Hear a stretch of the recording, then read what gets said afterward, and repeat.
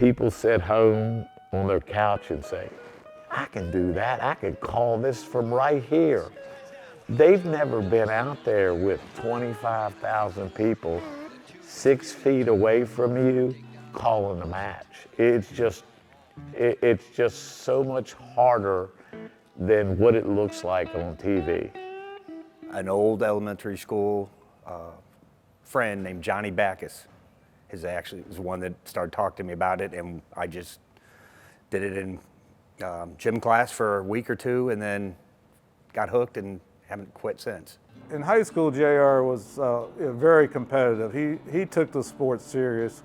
It was not just a winter sport. He did play other sports. He did play football, but he would wrestle in the high school season. He was looking for places to go to wrestle in the spring and wrestling as much as he can. He got into the freestyle wrestling, so he was just dedicated, always looking for the new moves. And if he saw me do something in practice, he wanted me to show him. He always wanted to learn, and he was always trying to get to the next level.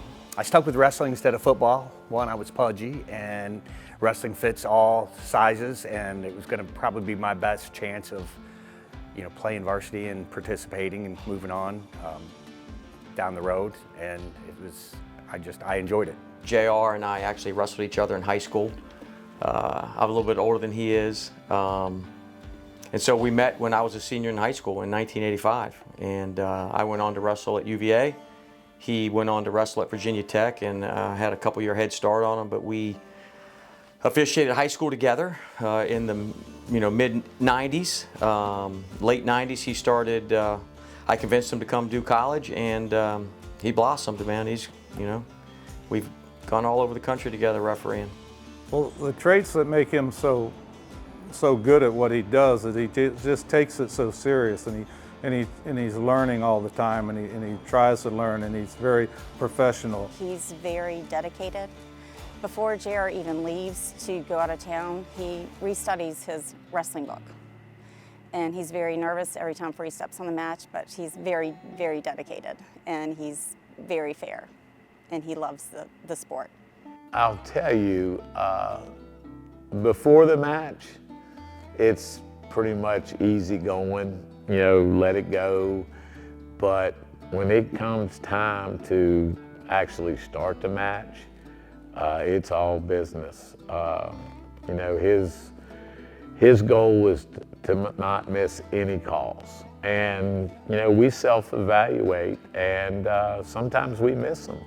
But his goal is to come out of there and the right kid won for the right reasons. Whether I'm assisting him or he's assisting me, we work together at such a high level for such a long time that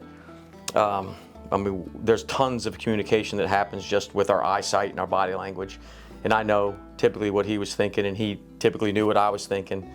And to have somebody that you really truly trust, who you've known for 30 years, helping you, trying to get it right is it's super, super comforting, He is a perfectionist. He wants to make sure that he gets the right call, and he'll go back and he'll watch his matches and make sure that he did the right thing. To be an exceptional official, I think a lot of it is just being fair, staying in good shape, keeping up with the rules, and you have to eat a lot of crow. There's coaches that are going to catch you where you made a mistake. You're willing to change the call, and you made a mistake and fix it. The whole idea is to make sure the student athlete gets the best shot. Like most guys that are at the top of the food chain, so to speak, we talk all the time. We talk daily during the season. We talk on the weekends after big matches. That we want opinions of guys that we trust, that are our colleagues doing the same thing, on honestly, was it the right call or was it the wrong call? And if we had to do it again, would you change it? And JR is one of those guys that wouldn't hesitate to change his call if it meant doing the right thing for the kids.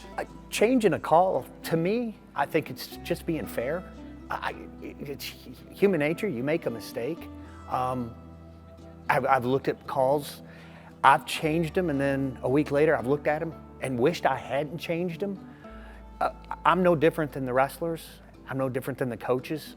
My blood pressure gets up there. I'm hearing how many thousands of people are in the stands. I know how many people are watching, and I'm hearing little Johnny's mom, dad, everybody screaming, the table's screaming. So it's, you get to see everybody. One side you're gonna have loving you, and the other side they're gonna hate you. So it's gratifying if you change it and you really think that you got it right. And if you can go back and look at it later on down the road, towards the end of the season, when the coaches are evaluating you, or a Mike Haggerty or a Mike McCormick is looking at, should you get postseason, and you do, then it's, that you had a good year, and it's well worth the time. I mean, to me, you're not really taking anything away from me. I'm taking more away from the student athlete. If I don't change it, changing's easy. At a really high level for a long, long time, 20 plus years, JR has the uncanny ability to watch things and, what his eyes see, then be able to process that information and monitor and analyze, and then in literally a fraction of a second make a decision and get it right 99.9% of the time, and that may seem really easy to do from the stands and the front row. It's not easy to do, and he's done it really, really well for a really, really long time, and he's one of the best guys to ever do it. This honor, I don't know how to put it in words. He loves the sport, and he gives, he got a lot out of it. I know he'll tell you that, and he gives a lot back. I never thought I would ever get to this point. When I got nominated, I didn't think they would accept the nomination. I didn't even know the process. When I got the phone call in the car, I thought it was a joke. I think I have grown to love wrestling just because I have been around it for 20 plus years now, and to watch my girls also learn with it and grow with it and see how much JR's grown with it has made me also learn to love it. It's probably the most humbling thing I've ever had.